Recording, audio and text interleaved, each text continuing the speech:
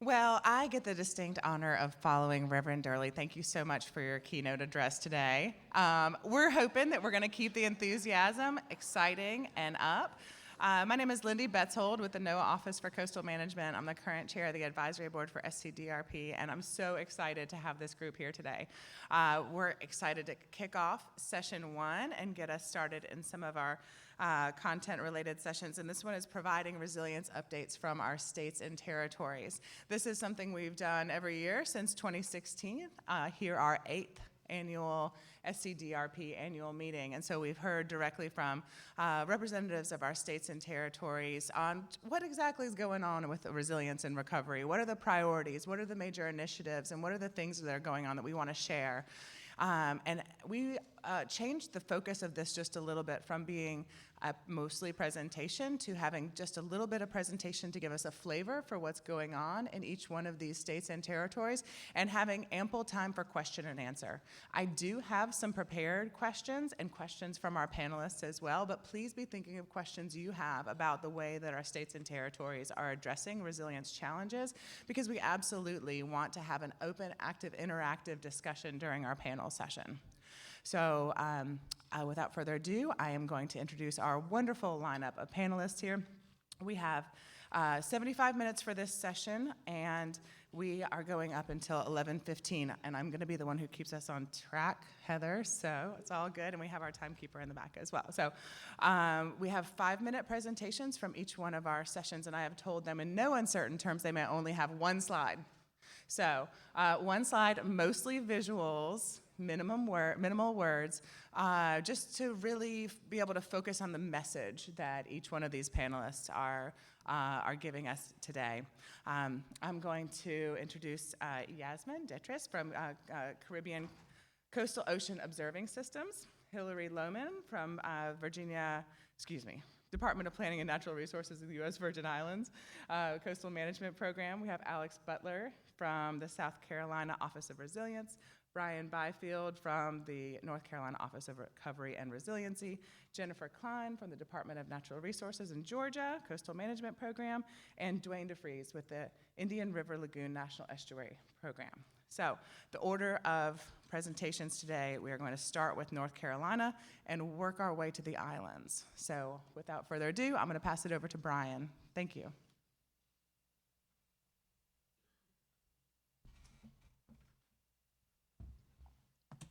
Good morning, everyone. Are you hearing me clearly?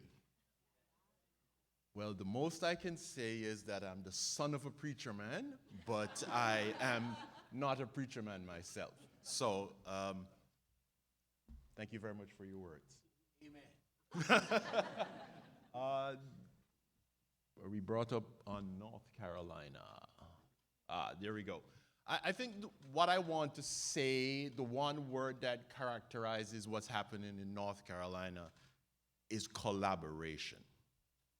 Collaboration across all sectors, levels, fields, and so on. And that is a beautiful thing to see. A few years ago, it did not happen like that. So we have collaboration from the governor's office, through the legislature, into various sectors, government, across government, within state government, reduction in silos. I think that's a big point I want to make for what's happening in North Carolina. North Carolina folks, can I see your hands? All right, thank you. And if I'm lying, you'll call me out on it. A couple of things I wanted to point to very quickly for what's happening in North Carolina. We have a Resilient Communities program. We have this across 2 agencies, and we've been doing really good work. We've just completed, I work for the North Carolina Office of Recovery and Resiliency, looking at and executing one of the programs. We've just finished 2 years of an understanding what climate resiliency is at the regional scale, and by regional scale I mean multi-county scale, understanding what those are and coming up with projects community-led, community-determined projects on ways to address some of these vulnerabilities and issues.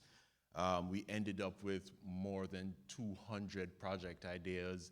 The community has prioritized 55 of these projects, and we're working to get them implemented. Our rich partners over at the Department of the Marine, they are working in the CAMA counties, the 20 coastal counties, doing resilient communities work at a individual municipality level. The details we can get into later, but the big thing is that they have gotten money from the legislature to continue their work. They've gotten money from national nonprofits. I think we're at cases that 13 million at this point, just recently garnered towards doing this kind of work. A couple of other things that are happening across the state outside of NCOR and DCM. There's a statewide blueprint that's taking place, understanding flooding at the state scale, at watersheds. It's kind of surprising to me that we're making solutions, we're coming up with ideas, and we don't fully understand the problem. Yes, we're coming up, we have spent years addressing issues that we don't fully understand. So we're getting to that point where we are addressing that. That is happening through the Department of Environmental Quality. They received $20 million from the legislature to do the investigation, and a further $96 million is set aside for actual construction projects. We've also developed there's an executive order 266, which looks at floodplain management. What happens with state buildings and construction activity on government-owned land? This has not been updated since 1990. So that has finally happened. We are also developing a resilience exchange, a website that houses all matters related to climate and resiliency in the state of North Carolina. That will be unveiled in spring of this year. We have spoken with all the partners, potential users, and we're developing that, and that will come out, and we'll make a big deal about sharing that with you. We're also developing a heat action protocol, which goes across multiple organizations looking at health and heat. And you know how we are in the South, it's just hot, that's okay. But it has more impact than we're realizing. I have a minute left? The other quick thing I wanted to mention was the flood prints. We are going into communities trying to understand what happens at the individual level with flooding and coming up with solutions towards that. So we did try to understand the problem and then come up with solutions. So we're working on those. And during the question and answer, if you want any more details, I'll share that with you. So 5 seconds to spare? All right, thank you.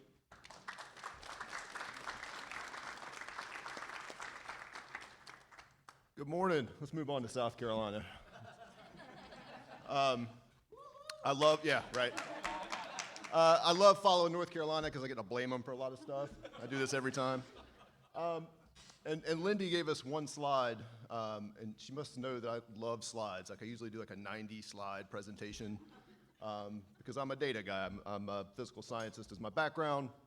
So I really like the data. So I was thinking about this one slide. I was like, what do I put on one slide to really capture what we're doing in South Carolina? So I knew we needed to have our definition because that was kind of the most important thing we've done in South Carolina is define what do we mean by resilience, right? Everybody talks about resilience. It's everywhere. Every football player I see now is resilient. It's everywhere. So we really want to make sure we're defining it. And so in South Carolina, we define resilience as the ability of communities, economies, and ecosystems to anticipate, absorb, recover, and thrive when presented with environmental change and natural hazards. So it's just important that we define what we're talking about. So definition's up there. And then we needed something graphical, and really I love this graphic because it captures a lot of what was in our recently released statewide resilience plan. Resilience is also that intersection of kind of the physical environment and the human environment, and that's what we're looking at with this map. We're looking at social vulnerability overlaid with flood risk in watersheds, but also at the census tract level. So you've got political boundaries, you've got physical boundaries, you have social aspects, you have geography that all interact into this one map, and it really drives where we have to focus our efforts. We're a relatively new agency. We've only been around for a few years. There's a lot of good work that's already happening in South Carolina. I know you'll hear some of that later on in the session. But really, we need to capture all that and bring it together into kind of a unified plan. And much like North Carolina, we're early in that process. We're currently working on starting watershed planning in the state, and this is hiring watershed coordinators to go into the communities and really start to build trust with communities. We can't have all the answers sitting in Columbia. We don't have all the answers sitting in Columbia, so we need to understand what's happening in the communities, what their issues are, and try to develop local solutions, but always keeping in mind this watershed perspective. What we don't want to do is just move the problem downstream. We don't want to solve one problem's community by creating another problem for another community, and that's often what's happened in the past, so we want to make sure we're avoiding that. And finally, really just focusing on conservation. South Carolina was recently named the #1 fastest growing state in the nation, and it's true, it's growing ridiculously fast, but we're still relatively rural in many areas, and we have an opportunity to preserve those areas where the natural functions of the system still exist, and those protect our downstream communities and also keep people from moving into places they shouldn't. So that's been a big priority for our governor and legislature, is really focusing on trying to protect those areas that make South Carolina what it is.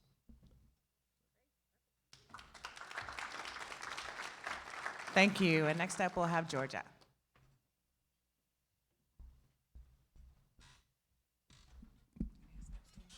No, thank you. I don't need a step stool. My name is Jennifer Kline. I'm the Coastal Hazards Specialist for Georgia DNR's Coastal Management Program. We are located here on the coast, just at the other end of the coast in Brunswick.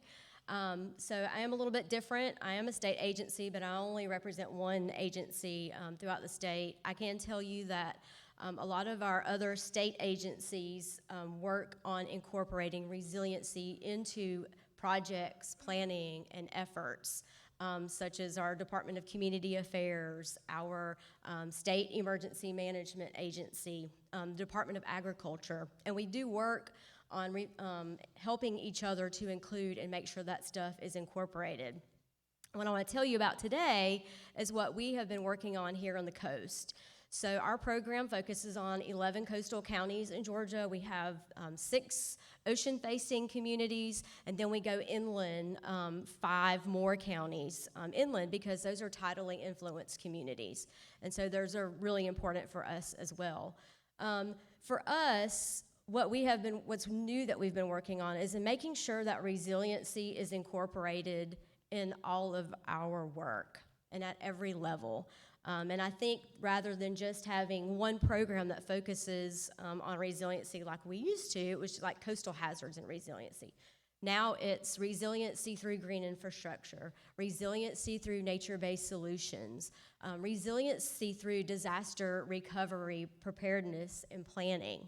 Our current project is pulling a lot of this work together and coming up with a community resiliency reference guide that will have tools and resources for all of our communities to be able to have a package to be able to use, whether that's a suite of resiliency model ordinances, which we have, whether that is a long-term disaster recovery guidance document that's available. And so we're working on really packaging that and then meeting with our individual communities and figuring out how best to be able to use that based on their vulnerabilities.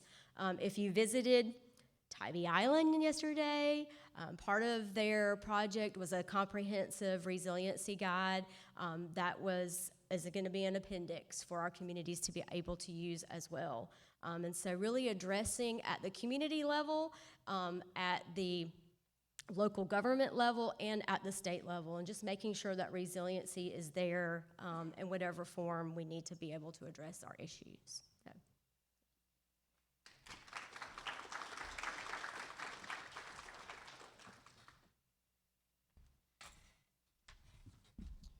Good morning. I'm Duane Detres. I'm the Executive Director of the Indian River Lagoon National Estuary Program. And our watershed encompasses about 40% of the east coast of Florida. And I'm honored today to actually represent the whole state and want to send both a hello and an apology from Dr. Wes Brooks, our Chief Resilience Officer, and Alex Reed, the Director of Coastal Resiliency for the state of Florida, who wanted to be here and just simply couldn't make this meeting. And I'm going to be very brief, but I also want to do a shout out. Florida was a little slow to the game if you look back 10 years ago and looking at climate change risks and resiliency. In the last 5 to 6 years, we have come a very long way, and it's really related to vision, shared vision, leadership, and then investment. And so the state of Florida has a Resilient Florida program. We have a state resilience officer who reports directly to the governor's office. And we have a legislature who over the last 5 years has made significant investments in coastal resilience. And those of you who have been down in Florida, we get hit from every direction, from every event, whether it's a shock event or a long-term stress. It's flooding, it's tornadoes, it's hurricanes, it's shoreline erosion, it's sea level rise.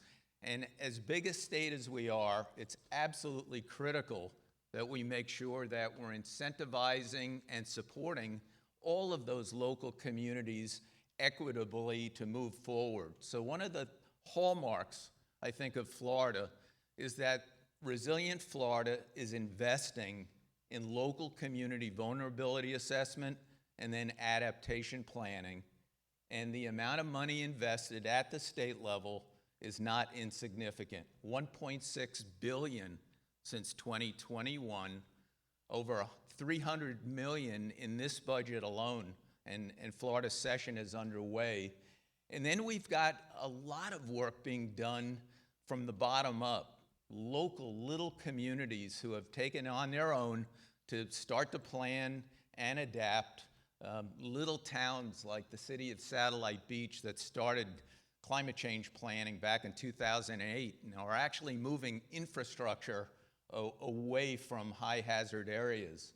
And so I'll leave you with this thought. In the state of Florida, Wes Brooks, when he was first appointed, made a strategic decision that he was going to visit like every single county and community that he possibly could.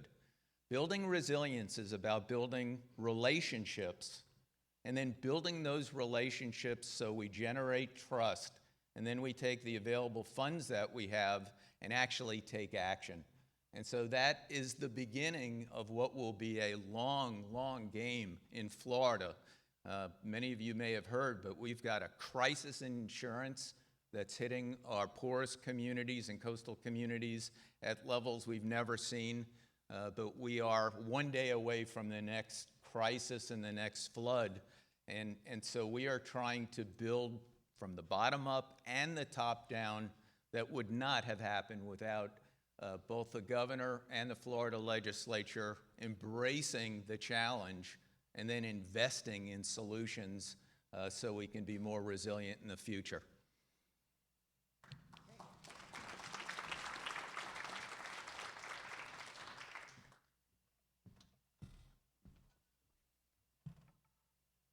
Good morning.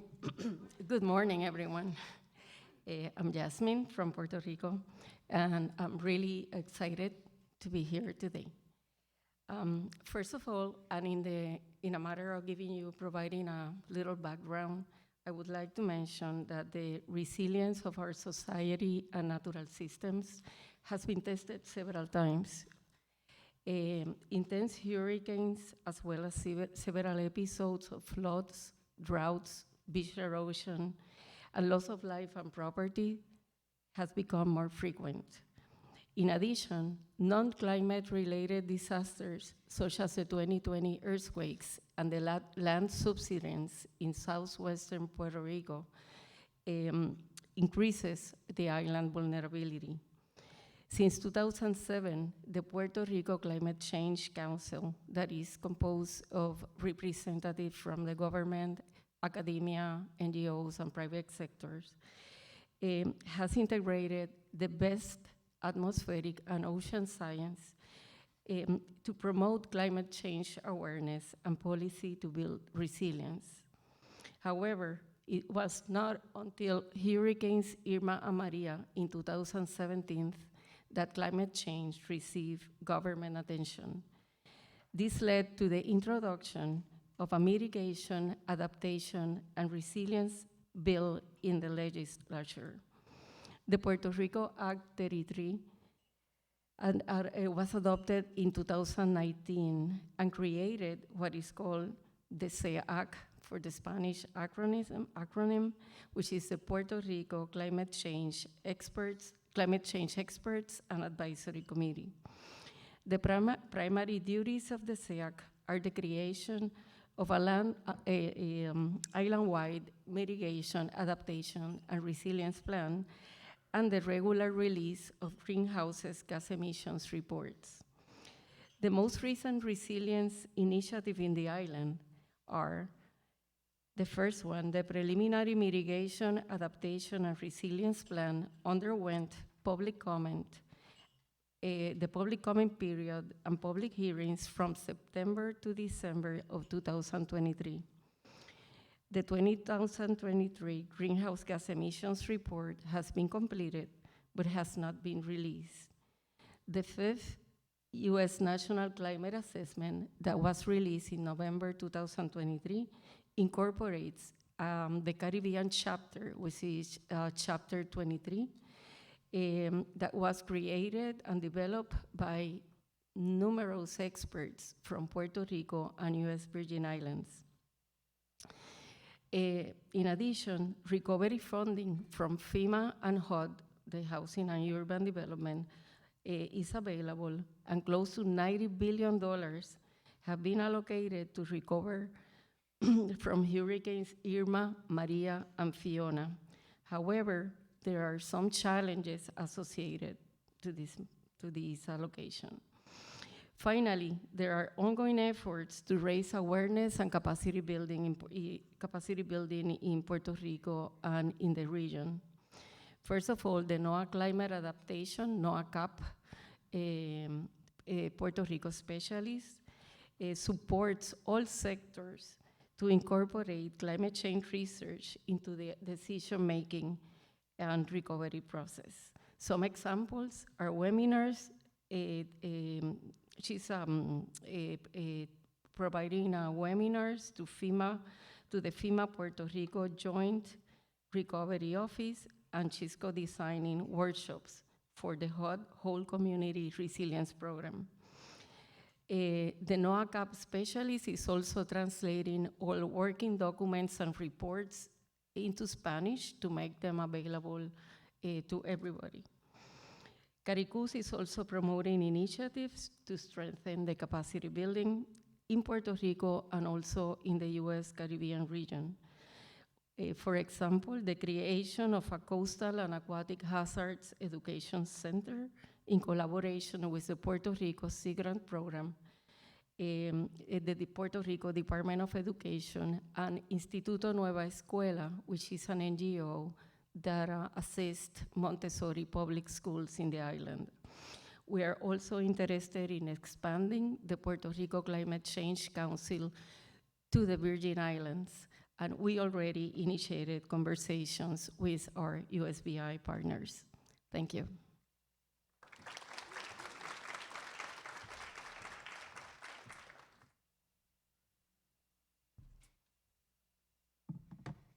Good morning. I'm Hilary Lohmann. I'm the Coastal Resilience Coordinator with the Department of Planning and Natural Resources in the government of the U.S. Virgin Islands. Starting with collaboration, we had those conversations just mentioned last week together in Puerto Rico, so go U.S. Caribbean. So I really appreciate the points made by Reverend Durley about getting to know a place, and the USVI is along with Puerto Rico, but even smaller than Puerto Rico. So if you will indulge me a few minutes, you can't get to know a place geographically or at a community level with statistics, but I have some that I think are important to contextualize the VI for like the audience in the Southeast region. So it's 3 major islands with a bunch of keys around it. It's only 133 square miles total. Population in 2020 decreased from 2010 by 18%, so we're now 89,000 people total across these 3 major islands. We're about 90 miles east of Puerto Rico. And other statistics that I think are relevant is that since 2000 to 2020, the number of people over 65 doubled. The number of school children halved. And now in the 2020 census, only 1/3 of Virgin Islanders are born to 2 Virgin Islander parents. So also the identity of what it is to be in the Virgin Islands and be a Virgin Islander is changing. So there's a lot more to say, and there's a lot of other things to discuss. Also, the Virgin Islands has no rivers, and our soils are all very poor drainage soils. So what I'm about to jump into when it comes to natural resources has a lot to do with water resources. We do have desalination stations, but water, because we're facing drought, I would say is the most regularly experienced over the past 5 years after the walloping of 2017. Drought and water, between flooding and drought, are the things that people are experiencing most. So, thank you for indulging me a little bit of the Virgin Islands. Speaking of things that we're up to and some of the photos that I chose to represent that, so when it comes to policy, the territories, probably within the next calendar year, we're going to put the comprehensive land and water use plan up for a vote in the legislature, so we're underway of that process, and there's been a lot of really strong community engagement, which some of these photos show. So that's going really well, and one of the things that that's gonna tackle, I think, too, in terms of equitable community resilience, we're gonna tackle the way we do environmental permitting, and so we're gonna make more environmentally, our permits will be more, the review process will be more stringent across the waters, across the islands, not just in certain sensitive areas. And also we're looking to change the coastal setback policy right now. The Open Shorelines Act of 1971 measures the public beach from the mean low water line up. And so as we're experiencing a lot of erosion, which we have recent reports to discuss, that means what we're losing is the public domain first. And so we're doing a lot to tackle that, including the Bipartisan Infrastructure Law and Inflation Reduction Act really opened up a lot of opportunity for grants, so it's a race, but we have some pretty great people in the race. So that policy, the Comprehensive Land and Water Use Plan is one thing that we're doing to tackle policy. We're also, as I said, putting other grant monies towards those. In terms of implementation of projects, the group photo there is us with the Department of Public Works. So we are working together using a lot of FEMA monies. For the past 5 years, our agency, Planning and Natural Resources, has developed watershed plans. Then we work with our Emergency Management Agency and Department of Public Works to determine which we can get funded through hazard mitigation. We have the largest watershed in St. Thomas with the most contiguous waterway, a gut like the ephemeral stream beds we have. It leads into St. Thomas's only locally managed marine protected area, which is an important fishery habitat and all the like. That's us on a field trip with the kayaks. We took the Department of Public Works out for a day to go kayaking in the St. Thomas East End Reserve, so that for the next several years, as they're doing the construction projects, there's 5 major projects there that are funded up in the watershed. Everyone has like a better connection with the ridge to reef connectivity of the island. And then finally, I just shared a couple other photos of the coastline because we're doing, as I named, we're doing a lot in terms of what can we do to maintain our public spaces, especially the beach. And so we have some grants underway to do some offshore sand studies and hopefully understand where does sand move. We're tackling policy by trying to understand what other setback options might be, especially understanding the coastline better. It's got to be nuanced, right? So we have some alongshore areas with some great wave exposure. We should probably set up some policies that are distinct from how you would handle an application for a seawall or anything marine and coastal in like a much more protected embayment. The Virgin Islands they're all 360 degrees fall in water, and their coastlines are not the same, and neither is their exposure. So those are the ways that we're trying to tackle resilience equitably in the U.S. Virgin Islands. Thanks.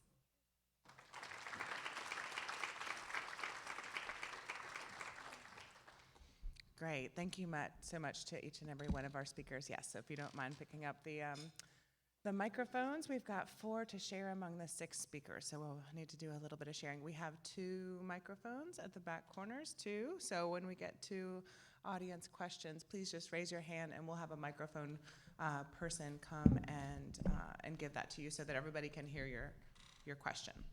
All right, I'm going to kick us off with a question that our panel wanted to pose, and that is, what is it that your state, what are a couple of things that your state or territory is doing differently than some of the other states and territories that you heard on the panel? So maybe I'll start with Duane, and we can move down the line.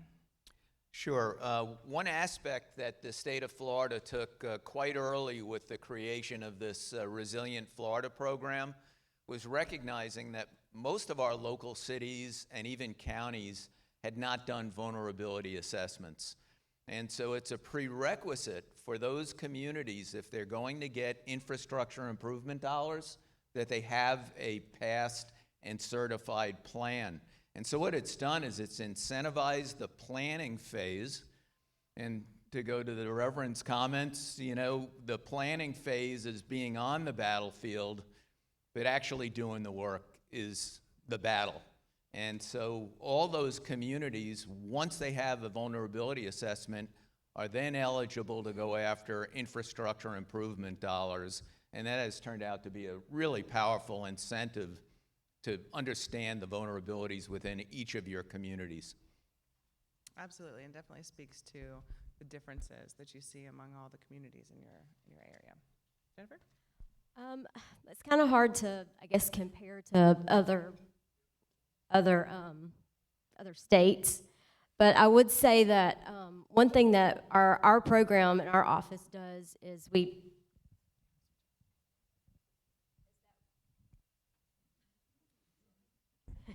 Now can you hear me? Okay. Is that our office has a coastal incentive grant program that we have where we offer all of our 11 coastal communities, municipalities, and counties are eligible to apply for a coastal incentive grant through our office. And one of our themes, which has been a theme for, I don't know, maybe the last 15 years, is disaster resiliency and hazards, as well as community rating system increases. And so that's usually about $80,000 per year for up to 2-year projects.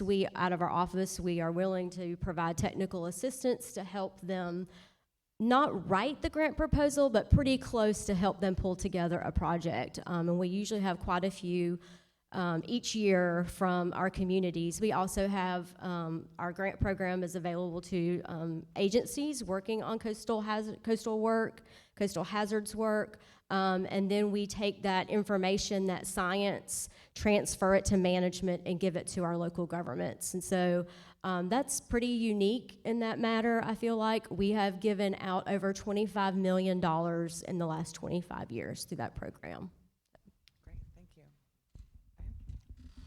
So when you think you're unique and you have these ideas that you're going to share, and the first 2 speakers before you take your ideas,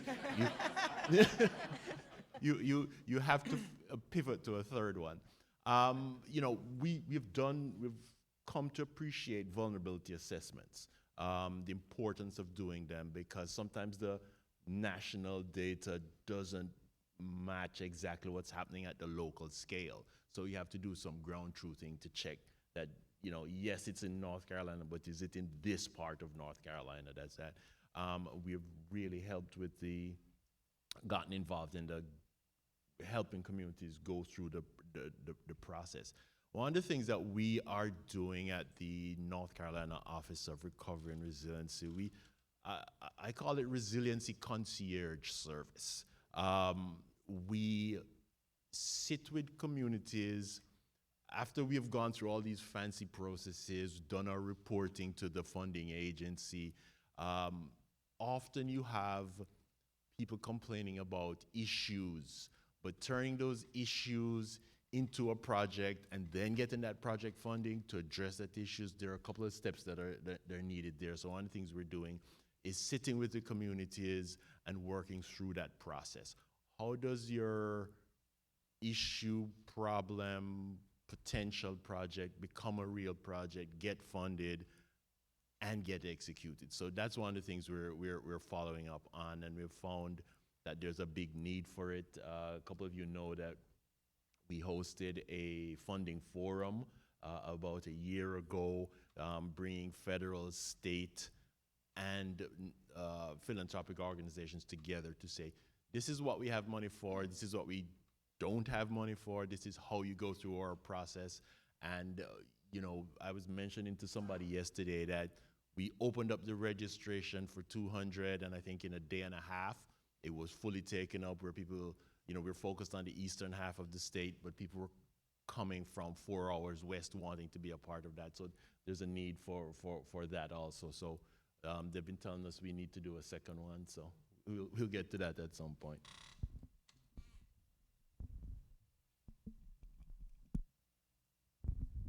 There it goes. Operator error. I guess, you know, South Carolina, we're always a little bit different, but you know, I think one thing on the resilience planning side of things that we've tried to really focus on that maybe is different from other states is we really want to build in-house capacity. We've made very conscious decisions, and no offense to my consultant friends, to not hire consultants when possible. We want to build that internal capacity at the state level, which we just see as not being there, because it's important for us to have those long-term connections that we can build with the community. Some of the things we've done would be easier had we just hired a consultant to do it and come in, write a plan, be done, but that doesn't build those connections that are really needed for resilience, because resilience is all about that long-term thinking, and we have to think long-term, and we have to be involved long-term, which we can't do it under an RFP contract, and I think that's how South Carolina's been a little bit different. Yeah, in our case, we through the Puerto Rico Climate Change Council, we publish what we call the Puerto Rico State of the Climate, which is published every 4 years. Data report includes assessments of social and ecological vulnerabilities and recommendations to adopt public policy, to amend regulations and building codes, and also to build resilience. In the other hand, I think we are working with our partners from all sectors. Puerto Rico is a very small island, so we always have in everything the usual suspects. We are basically the same people working in all the efforts. So we know each other very well, and that provides the opportunity to work in partnership to provide the support that agencies, communities, and all sectors need in order to incorporate the best available science into decision making. I would say what the U.S. Virgin Islands is doing that's probably different is we are going after getting that best available science. There's a whole lot of data that either never existed or was never archived correctly, so either way we don't have it right now. And so what we're doing is we're taking the opportunity to collect data on temperature more comprehensively across the territory, stormwater, information about stormwater in terms of flow rates, water quality, long-term shoreline monitoring. We are stepping up our understanding of long-term shoreline activities, and also paying for better data and paying for using capacity building funds, to develop much more probably everyone else has them, geospatial tools for a lot of our staff to use that overlays, everything from the data that we do get that's helpful from federal agencies to the data that we create or downscale locally with partners, usually at the University of the Virgin Islands, to make it relevant for us. So I would say what we're doing a lot of is catching up. Great, thank you for all those insights across the states and territories. I'm going to pose one more question, and then I'm going to see if there are any burning questions out there.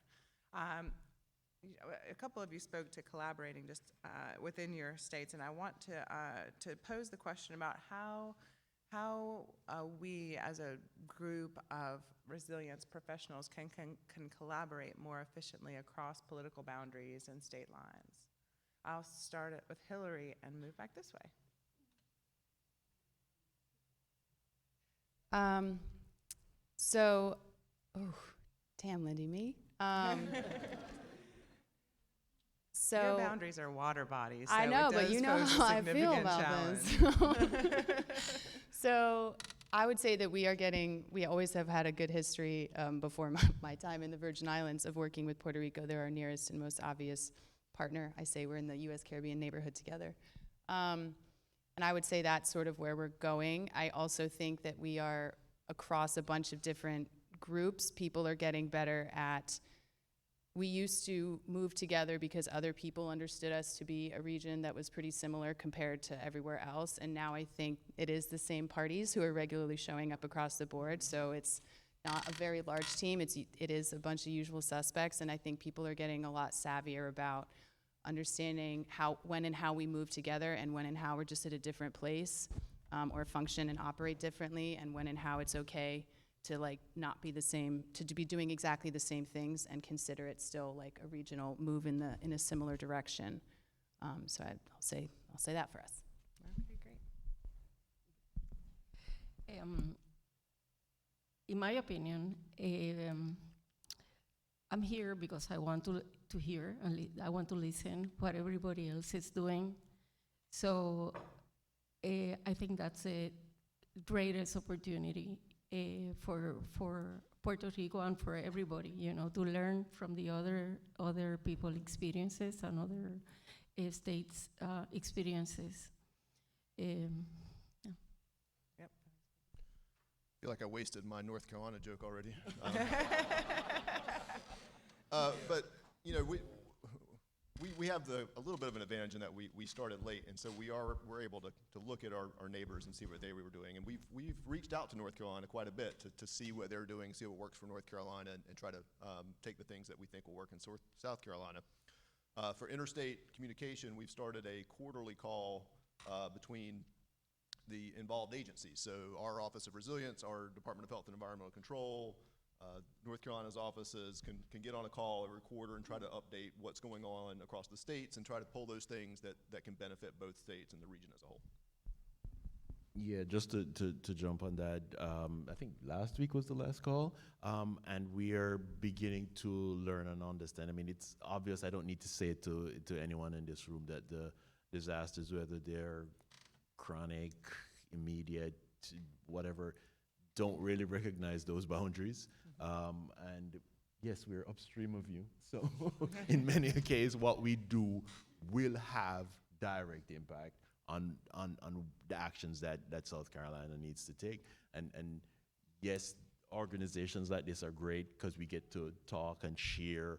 But then, our problems don't stop at the North Carolina border. How do we work with Virginia?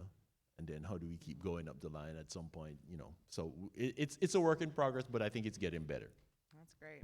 Yep. Water and natural hazards know no boundaries that are political. That's for sure.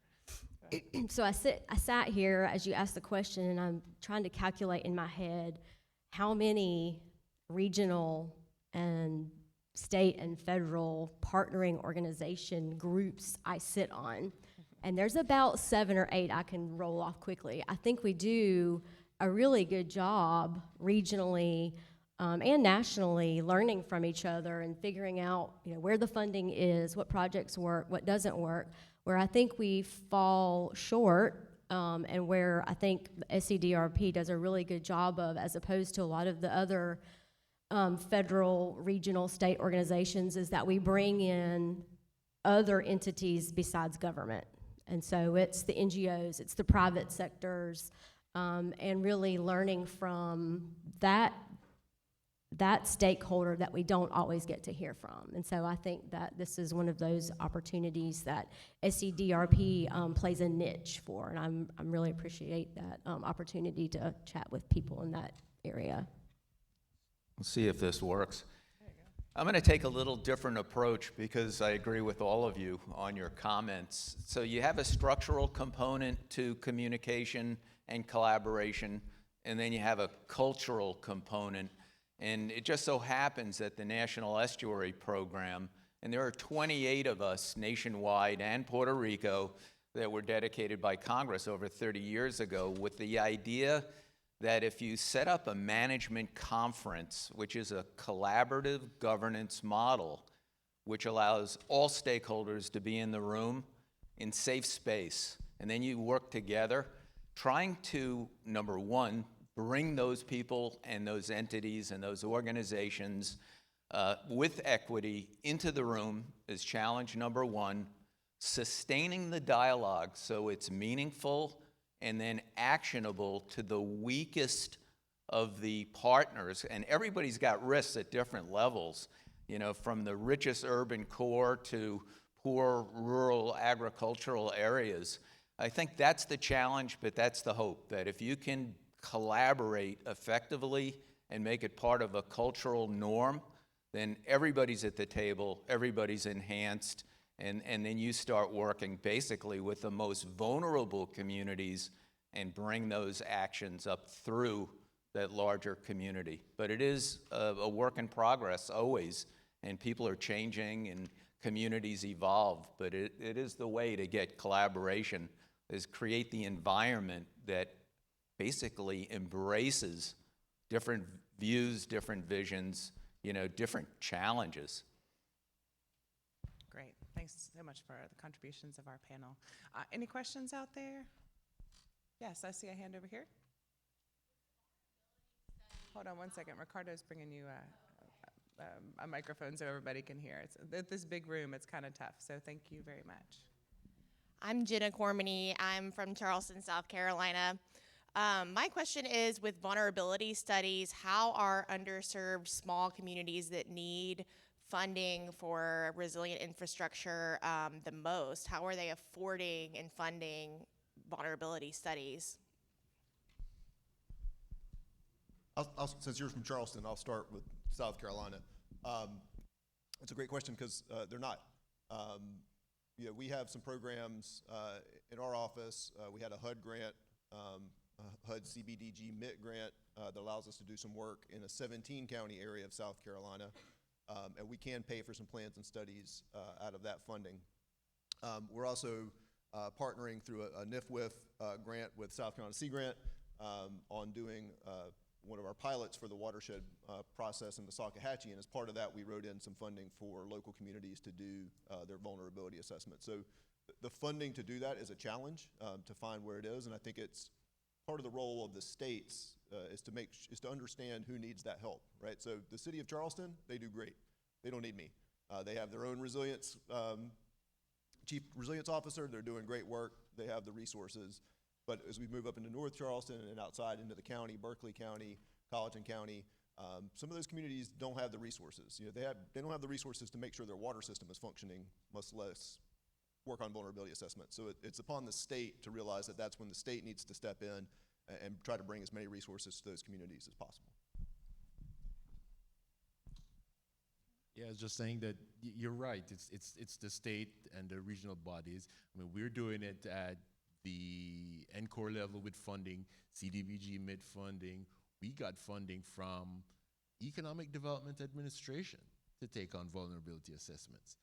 So, it's the DEQ through DCM is getting money to work at municipal scale, but it's just a requirement that somebody has to pay for it, and it's often not the community itself. Great, thanks for that perspective. Yes, I have a Ashley, followed by Heidi.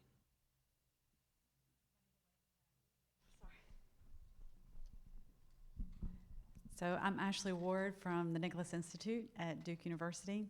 And any of you know me, you know the question I'm about to ask. I direct the Heat Policy Innovation Hub at the university. And of course, I know what North Carolina is doing on this project with respect to heat, but we're having this meeting after the hottest, most extreme heat season on record that impacts the communities that we care about and are the least able to react, whether it's energy poverty, occupational exposure, other kinds of issues related to heat, labor loss, all kinds of economic, the list could go on if you give me time.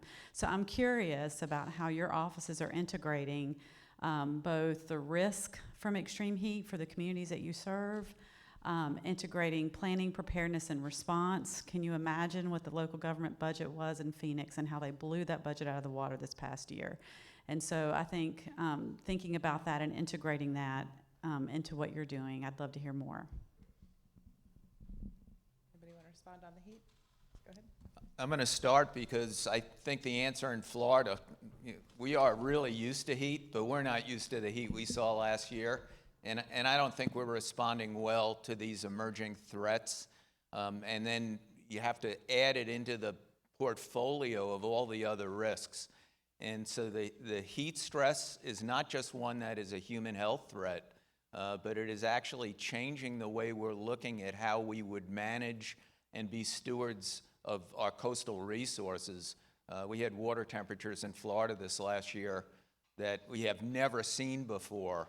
And those are going to have long-term and debilitating issues. But I think these new emerging, first they start as events, and then as we move into this larger climate change window, these events are going to be more and more common. And heat is one that we've got challenges. It's not just energy and human health, but some of these cross the board on a day-to-day basis with the most vulnerable of our population. And so we have work to do there. Yeah, I can be brief about for the Virgin Islands as well as the U.S. Caribbean, because there's the NOAA, used to be RISA, now Climate Adaptation CAP, has a 5-year initiative that the University of the Virgin Islands and the University of Puerto Rico are collaborating on with a whole bunch of other collaborators. And what I've found interesting, I come from coastal zone management, some of the lead researchers, both in Puerto Rico, in Puerto Rico and some of the other, again, sort of like people who are housed in other institutions with expertise that clearly we were looking for because this U.S. Caribbean partnerships set the team up. He is would appear to be one of the #1 things that we have expertise on that panel about compared to what you just might think for a bunch of small islands, which is probably something more water potentially related. So I'm not sure where we're at with that so far, but I think it is at least in the right direction that the team is really highly composed of folks. The leadership of the team is really highly focused on that. I'm not surprised you asked about heat, but one of the things I think we whether it's North Carolina or the other states, I think we have got to do a better job of communicating to the average citizen the dangers of heat. Communicating science to the average citizen is something that we all need to improve on, okay? It is the most deadly disaster that we have in this country, and we don't pay it any attention.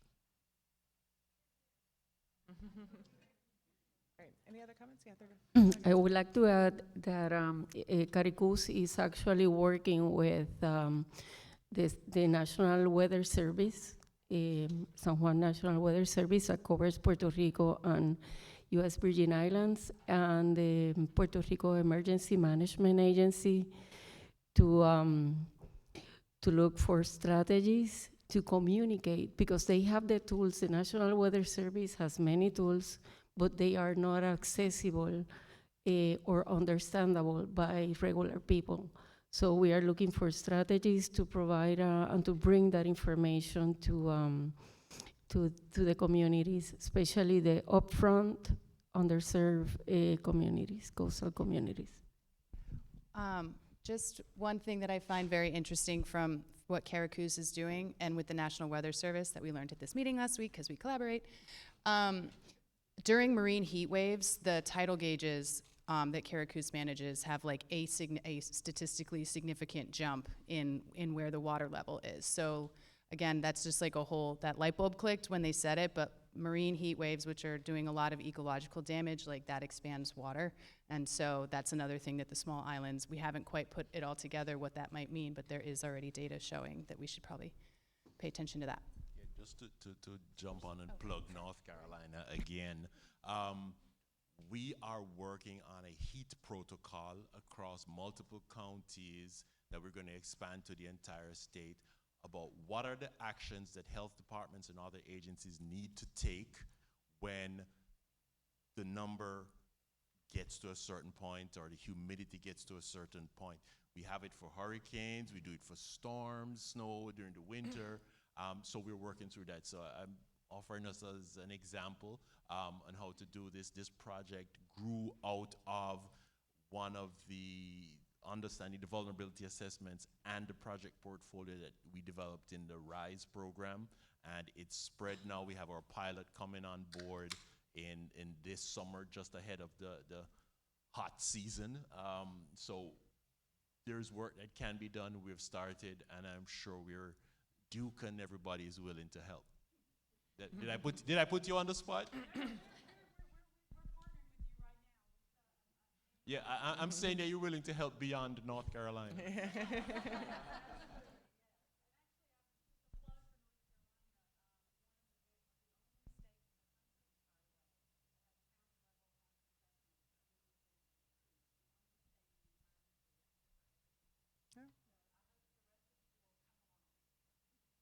Great, Heidi, and then Brian, and I saw a hand over here, the lady in the red pants. Thanks, Lindy, and thanks to all of you. It's really great to hear about the amazing work that's happening. Heidi Stiller with NOAA. I'd love to hear a little bit about the dialogue in your states and territories about resilient, affordable housing. I feel as if this issue is emerging, but there's traditionally been silos. Somebody mentioned the silos are coming down. I'm curious if the silos between the resilience conversations and the affordable housing conversations are coming down. And this, of course, is tied to insurance because that impacts overall affordability. So would love to hear sort of what the dialogue is in each of your places. That's a great, housing affordability is a crisis, right? I mean, it really is. As part of our office, we also do buyouts for folks that have been impacted by hurricanes and other flooding issues.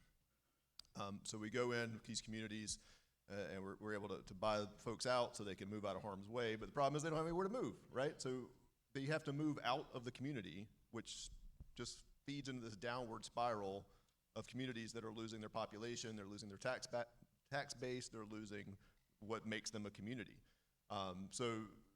Yeah, affordable housing, if anybody has an answer to that, I'll be happy to rip off and duplicate it. But what we're trying to do is we're going after dollars. We're trying to, we've gone after some HUD funds to work on an affordable housing project that ties in with one of our buyouts to try to complement the buyouts to say if we're buying communities out, we need to also develop affordable housing. But at the same time, we need to make sure that we're doing that through the lens of resilience, where we're not going in and then putting that affordable housing in a place that's flood prone, which is what we see too often, where if you drive around Columbia and you look at the affordable housing, even the new affordable housing, some of it's you're like, why would you put housing there? It's at the bottom of a hill and they put it slab on grade. It just doesn't make any sense. So making sure that when we're doing those affordable housing programs that we're building those resilience elements into it. Other thoughts from the panel? Go ahead, Brian. I'll just touch on housing. I mean, that's a big, heavy one. Housing again came up in the assessment and the prioritized projects that we came up with. But how do you address housing? It has climate elements, there's economic elements, there's racial elements. How do you, especially when you talk about buyouts, who's getting bought out, where are they getting bought out, where are they moving folks, so what are the recommendations? it's a heavy and hard one to lift. So yeah, I'm looking for examples of how to begin to address it. I can be brief with this. I cannot speak very well to anything that we're doing very well on the housing front in the U.S. Virgin Islands. It's definitely a crisis there too. But to try and engage with the question, in the Comprehensive Land and Water Use Plan, a year ago when we started, and one of the first town halls which was the most well-attended across each of the islands, was sort of the most open-ended. What do you care about? What are you concerned about? What do you want to protect? And what would you like to see changed or transformed? Both as open-ended questions and map-based exercises.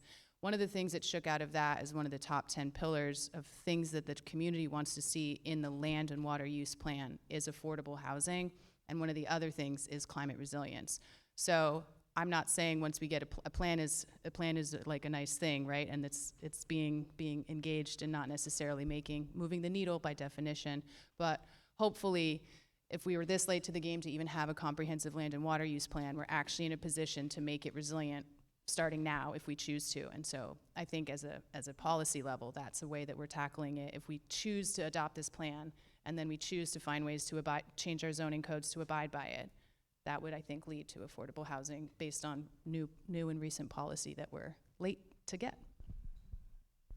And I'm going to just add one other point to that. So when we start thinking about the way we thought about communities 20 years ago, even 10 years ago, we almost never integrated, the social aspects, the economic aspects, the environmental aspects, and this is the big challenge and the big opportunity. Affordable housing in Florida is a crisis. Insurance is a crisis, but so is the events, the hurricanes and the tornadoes, and trying to kind of identify how you build resilience across that framework of multiple stressors is particularly challenging because it becomes so overwhelming that elected officials, they kind of hear it as white noise and they do this. And the first thing you'll hear is it's too expensive. And so part of the solution to this is to get away from cost and start looking at long-term benefits, both economic and social. Because if you take this down through, a 5, 10, 20-year framework, doing the right thing is almost always more affordable and valuable than trying to react to how much is it going to cost me right now. And so we need to change our language to long-term benefit, whether it's human health, housing, insurance, environment, water quality, and put some numbers on return on investment. Good points. Thank you. And then we had a question right here. And did you still have a question? No? Okay. You're fine.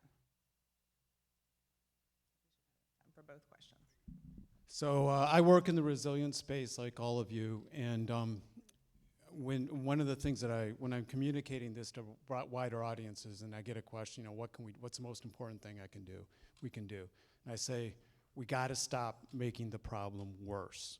We are accelerating this problem and not trying to slow it down. And I think this group, and it's like in the Southeast, how do we approach our governments, our state governments and all that as a coordinated effort to say, okay, we are trying to find all these solutions for resilience, whether it's for water quality or heat or sea level rise, coastal flooding. And we cannot do this. We'll never be able to afford these solutions unless we take some coordinated action to make the polluter pay or shift the costs and reduce the inputs. So I know that it's a very difficult politically in our region, but can I ask how we can work together to communicate the equity case? It's like the global South. They're paying for what the rest of the economy, the world did. And it happens regionally and locally. How can we make an equitable solution that we can afford all the resilience strategies we want to put forward and also fix the problem before it drowns us all? That's a tough one. I'm not scared.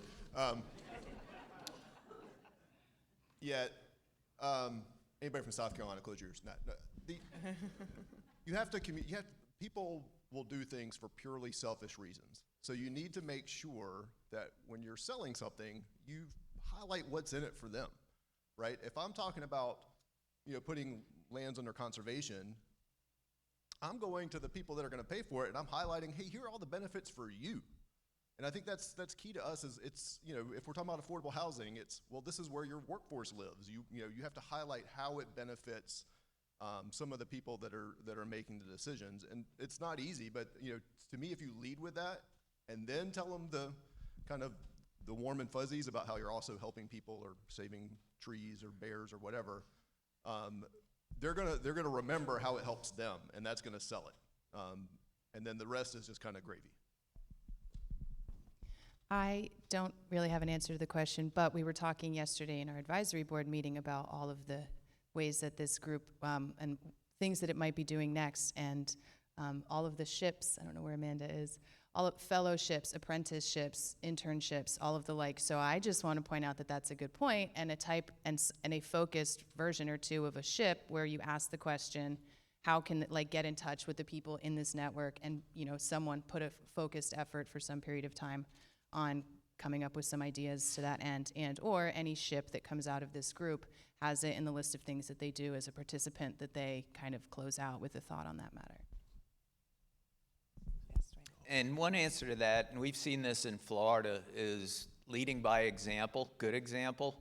This is going to start from the bottom up. It's not going to start from the top down. So large government, isn't going to be able to address all of these, what I would call iterative challenges at the local level. But if you get one community who thinks through this, and that is the one community that survives the Cat 3 storm as an example, every single leader in every single community is going to go, how did they get there? So I think this is going to be building from the base up and not from the top down, just because of the diversity and the challenges. And we have seen a few communities in Florida that at the first blush, people were saying, it's going to be too expensive, it's never going to work. And then all of a sudden you have one community that has power through a Cat 2, doesn't have flooding through a Cat 2, and everybody stops and says, well, how did they get there? And so I think this is going to be a long haul moving this up to some larger policy construct, and it's unlikely to happen, from the federal government down to the local communities, where it makes the most sense. You save one street at a time, one community at a time, one house at a time, and we just keep at it until we get to where we need to be. Good perspectives. I know we are out of time. I'm going to take your last question, and then I encourage y'all to follow up with our panelists during the break and during lunch and other times throughout the conference. I'll be really quick. I want to go back to what you all talked about the heat index, informing people about heat when there's the high heat and how you communicate that. What are you telling them to go to? If there is an issue with heat or an issue with disaster, where are they going? Especially people who can't evacuate, especially for people who don't have a means to go anywhere. Especially are there resiliency hubs that you all are devising? Or what is it that we are instructing people to do? There's one thing for you to give me, an announcement. Hey, it's high heat, but then what next?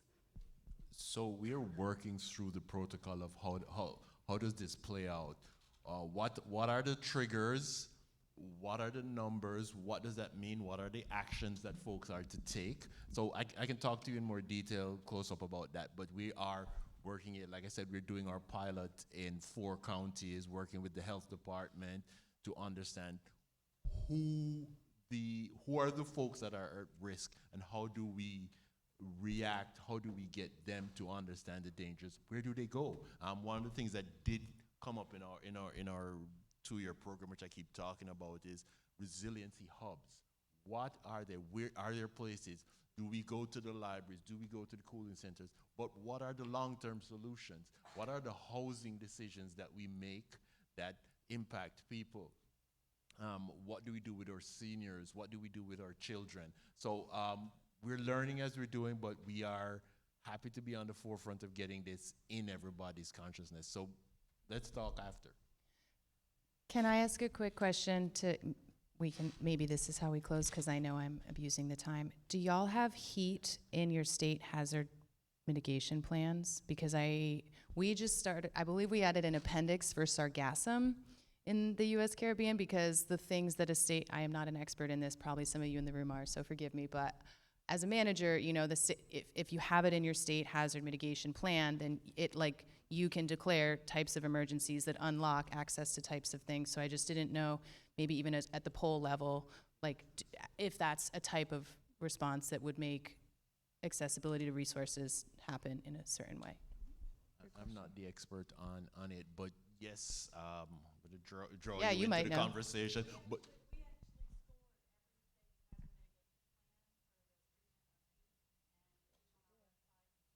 Okay. And conveniently, North Carolina did the best.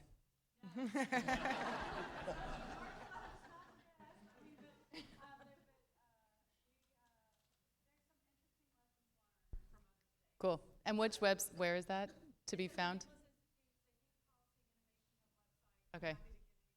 Cool. Thank you. Well, let's give a big round of applause for our panel today. And thank you very much for helping us kick off. Thank you very much for helping us kick off so much of the interesting conversation and teeing up so many great conversations about housing and insurance and heat and resilience writ large. Hopefully we can carry these conversations into the break and lunch, and looking forward to many more great sessions. Thank you.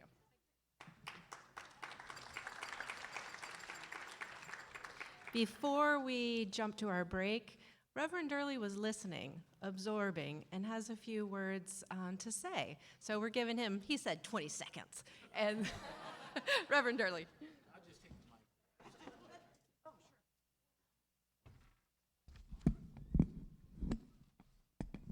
For the 3 hours allotted me, no, that last question was very critical, I think. How do you get into the community and excite the community about what it is? And I was dean at the Morehouse School of Medicine for 7 years with Satcher and the crew.